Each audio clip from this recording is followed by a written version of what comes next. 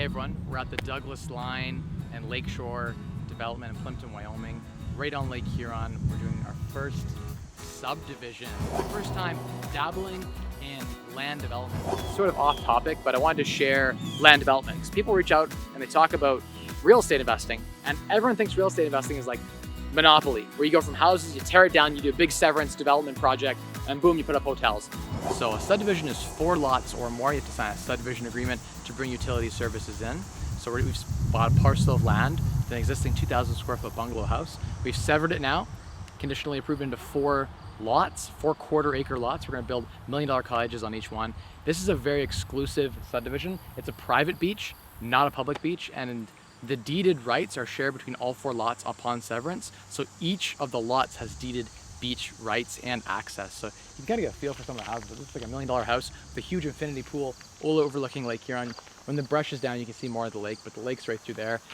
We're gonna build on the lot, when I get to over here and show you the first lot with the garage, we're gonna build a house that's high enough that you get a view of the water. So that'll be beautiful with the lake view. This is a nice, a beautiful area. All the houses here are like $1 million houses. Over here, they got a huge parcel with a huge nanny suite above their garage, but they got another parcel that wraps around, a huge bungalow. But let's come check out the land development. I'll show you guys. This is my first time dabbling in land developments, and I want to talk about it because I think everyone aspires towards land development. Everyone aspires towards being a developer or a builder. And in my experience, the profit is actually much worse than just buying rental properties. And I'm going to share with you guys how I haven't made near as much money in the last year and a quarter that I've been doing this for than I thought, and how you need to have big, deep pockets and patience to make money in land development. And you're speculating a lot, and it's not something I like to do. Cash flow you can control. It's hard to control decisions that a city's going to impose on you. We've had so many obstacles pop up. You kind of see it right on that fence line is where our lot starts. So we're going to take these trees down a little bit, but leave them up for privacy. We're just going to cut them down so in the second story we can get a view. So let's trim the tops of those 25-foot trees over here. The lot is, again, like 4 quarter-acre lots, a little bit bigger than that. They're a little over, I think it's 76 by 152, each of the 4 lots. So you got lot 1, starts right here. We'll trim these trees back, of course, to gain another 4 or 5 feet for building. The lot goes back 150 feet. We'll probably keep the shed back there. This 2.5 car garage, we're gonna have to separate the power from the main house, and this will be serviced with its own city hydro, its own city water, its own city sewer, and natural gas right from Union Gas and Enbridge. So fully serviced lots, no wells or anything like that, which is really nice. It's costly for us because we're gonna have to bring in and tear up the road and then put it back down to run services for all 4 lots.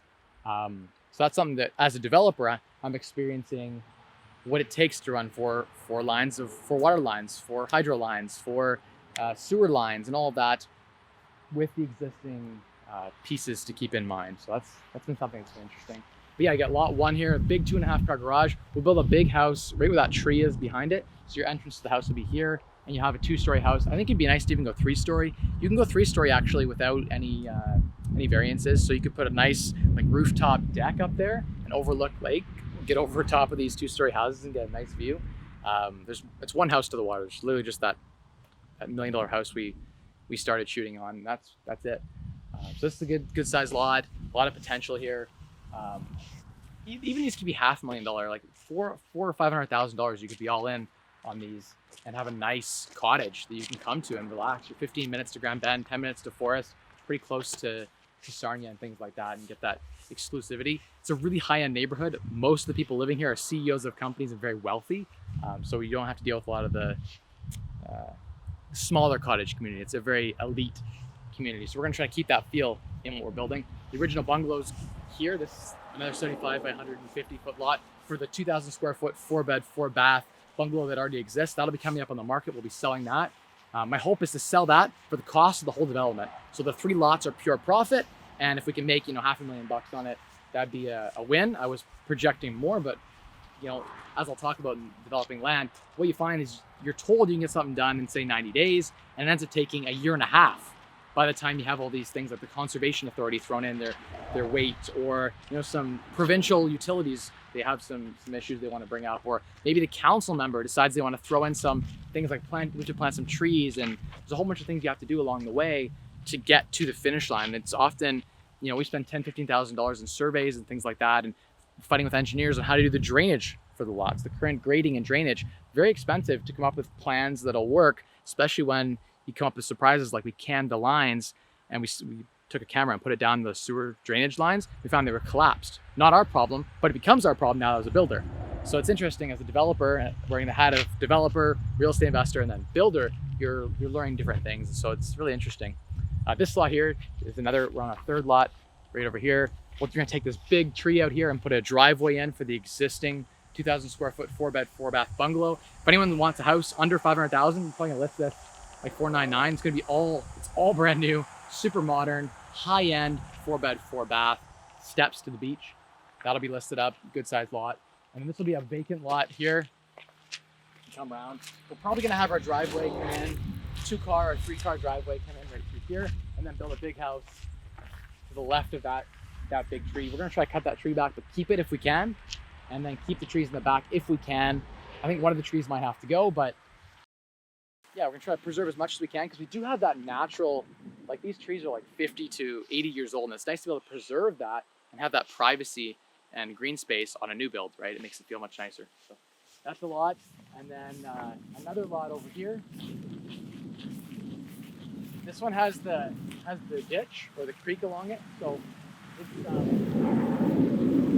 we can't front onto Lakeshore. I'd wanted to front onto Lakeshore just because, you know, having a Lakeshore address is really nice, but we're gonna have them all on this street here. So the driveway's staked out actually right now. 2-car driveway right here, staked out right through across here, and the lot's sort of the whole lot is 75, but it's pie-shaped in what you can build because you can't build so close to this natural ditch. It's like 8 feet deep, and there's certain restrictions with how the grade is done for drainage, but we have to build within an envelope around the street line.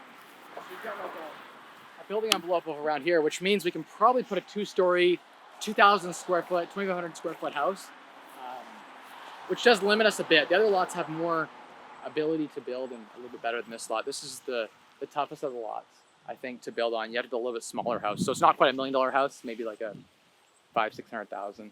You could go cheap too. You could just put a bungalow here, get the lots for, I don't know what I'll price them at, but 100-200 grand for a service, 200 grand probably for a service lot, and 300 grand to build it. You could bring in a prefab house and drop it down. Lakeshore is right here, so it's easy to literally drop in a prefab house. There's not many issues with power lines or anything.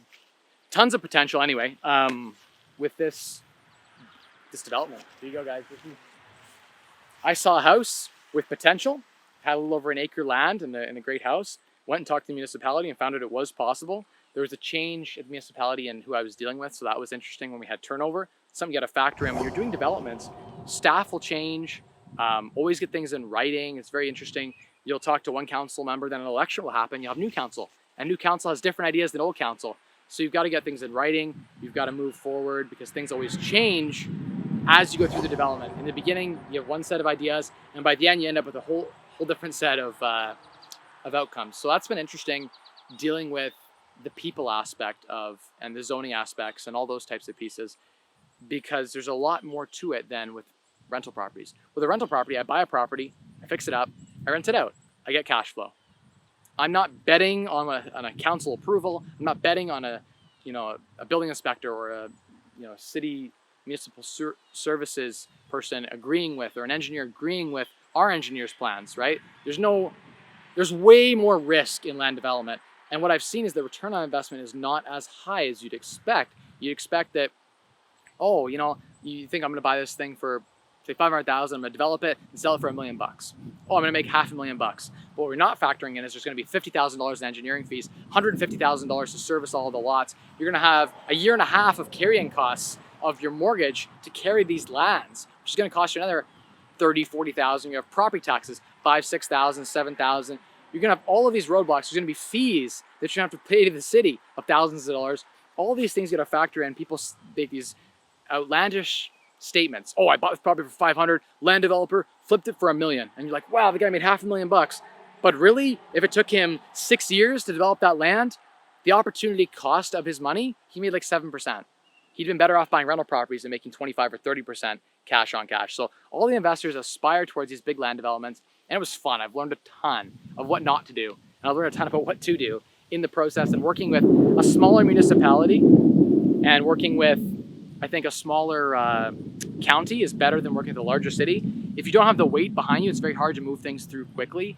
If you're just a small-time guy and you're trying to move things through in like the city of Toronto or city of London, good luck. It'll take you, if you think a year, if they tell you a year, they mean 5 years. If they say it'll be 6 months, they mean 2.5 years.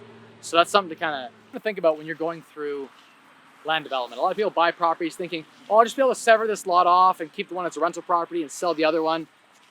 We all have these ideas in our head, but when you map out the amount of due diligence and work associated with all the engineers and the, there's just so many things, so many drawings you have to do and professional fees along the way that just budget generously is what I'll say. Carrying costs kill you. I looked at some development projects in London, specifically on apartment building, and I'm like, geez, if you factor in carrying costs at say an investor's 7 or 8% interest cost over the 5 years it takes you to build, you've got to actually get a double just to break even in many cases. So people say, oh, I bought this land for 3 million, developed an apartment building for 7 million sale. But at the end of the day, it took them 7 years. And if you run their actual return after all their carrying costs and all the costs associated, the returns are actually a lot lower than you might think. And you're tied to the market and you're at the whim of other people. And if you don't have the weight to push to get things through and the deep pockets to get it done, like for instance, one example with these developments here, I have to go put $150,000 down as a deposit to prove that I'm going to finish the servicing of these lots, and then I have to spend $150 to service the lots. So you have to have double what you actually need to spend outlay. So I got to put up a deposit with the city as basically a letter of credit, effectively showing that I'll finish. Because if I don't finish the land developing, so finishing what I say I will do in the development agreement, as far as hydro, water, gas lines, sewer, all of that stuff. If I don't finish that work, the city can come in and finish it with my money. So you have to put all the money up front, right? In many cases. So in this case, it's 150 grand. And then another $150,000 to do the work. So you could be out of pocket up to $300,000 to service a couple of lots. And you might have thought, well, I got a quote 110,000. Well, that's great that you got a quote 110,000, but the municipality thinks it might take 150 to get it done. And so you're gonna have to put 150,000 deposit and have the money to do it after that. And so now you have to go get a line of credit for that money. You need to pay the interest carrying costs on that, which could take another year. So then what's 150,000 at 10%, another 15 grand in carrying costs, let's say. It's something you gotta think about when you're getting into land developing. And if you're just new to it and you don't have the big backing, that's where I say be careful and take caution. Now, fortunately, I crunched my numbers. I made sure I had so much margin on this project that I'll still make money at the end of the day. Like I definitely won't lose money doing this, but it's been an eye-opening experience thinking I'd be able to turn my cash over in like 6 months or 9 months. And it's gonna probably take me 2 years before I even turn the cash over. And that's with like aggressively spending a lot of time driving here and meeting with people and getting a lot of the professionals on working through all of the problems associated with getting this through to fruition. So something to think about. I just kind of want to do this video. It's sort of off topic, but I wanted to share land development because people reach out and they talk about real estate investing, and everyone thinks real estate investing is like monopoly, where you go from houses, you tear it down, you do a big severance development project, and boom, you put up hotels. And they think that's where you want to get to. And I'm here to say that, like, if I had $10 million, I wouldn't be a land developer. I'd rather buy a bunch of small properties and fix them up, and I'd make way more and have better debt service, better cash flow, lower risk, so many better factors from buying property that cash flows as opposed to doing land development. So I get a lot of people reaching out to me on Instagram and in the comments saying like, what about land development, Mike? It's a great way to make money. And not so much. Speaking from experience, you can make money, but my return on investment here might be 15% on my money, maybe 20% on my money, which is like, that's decent. But if I can make 50% in rental properties, buying $800,000 properties in London that have amazing cash flow and 10 bedrooms that are all near a university, I'd rather do that and make huge equity plays by fixing the properties up. Regardless of market conditions, I go in, I renovate it with a plan. I basically change the use of the property in a way that makes it more conducive for cash flow and rental income, and I make a guaranteed return, regardless of what the market does, regardless of what a city council decision is, regardless of what engineers come back to with their plans. They'll come back and one engineer will sign off and say, the grading plan is perfect, I love it. Another engineer comes in and looks at it and says, I hate this is terrible, this is what you have to do. You have to do a new drainage plan. And they scrap your whole plan you spent $15,000 developing. That's an example of what's actually happening. And I'm realizing that nothing goes as planned. You need huge contingency budgets. And just kind of think about when you're doing land development that it's not as profitable as you might think. And so this video is more of a sobering video, similar to the Airbnb video. I love Airbnb, but 2 out of 10 properties suck on Airbnb and they're better as student rentals. And so I want to make a video that's honest and true about land development. Taking land, severing it and developing it and all that. There's a lot more to it than you might think. And the return on investment, I think, isn't near as good as people make it sound. If you take out market appreciation, which has been out of our control and it's purely just luck, right? Like if you're playing for appreciation, you're playing for luck. You're speculating.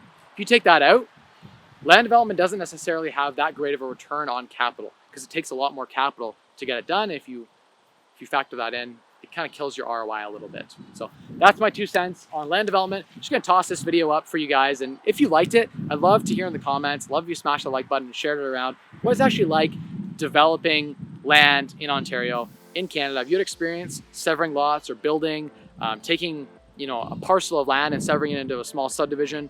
Share your experiences with that and think about what was the capital you put into that project in total? And what was the return on that money over the timeline, right? Divided over each year. What was your true return on investment? Compare that to some rental properties that have great cash flow. You might find the return's a little bit lower and the stress and risk level is higher. So higher risk and lower return doesn't sound very attractive when you can have lower risk with the rental property and potentially even higher returns. So I'm a big fan of being smart with your money and working at it as fast as you possibly can. But I also love new challenges and taking on new things. And this was one that I couldn't pass up. It was a really good opportunity. I got this property at a really great price. And I feel like at the end of the day, it was a good experience. Even if I didn't make as much of an ROI as I had planned originally, it was still a fun experience to try it. So I was happy with it. I'll keep updating you guys. I haven't done it officially on the channel. I wanted to wait till I had my severance ducks all in a row and get everything to the lawyers before I did a video on what it's like to do severance, because it would suck if something fell apart and I couldn't get it done at the last minute. So anyway, wish me luck with the final processes of getting this severed off. And if you want to partner up on getting yourself a cottage or partner up on building with me, I am looking for partners on this. Someone who wants to actively take on the role of builder or project manager, or if you just want to build your own cottage or buy one that's already ready done, hit me up, because I'll happily sell you one. Yeah, so the secret to unlocking wealth through you guys, as always, is to spend less, earn more, and to maximize your returns on the difference. Thank you all so much for watching, and I'll see you guys in the comments. Bye.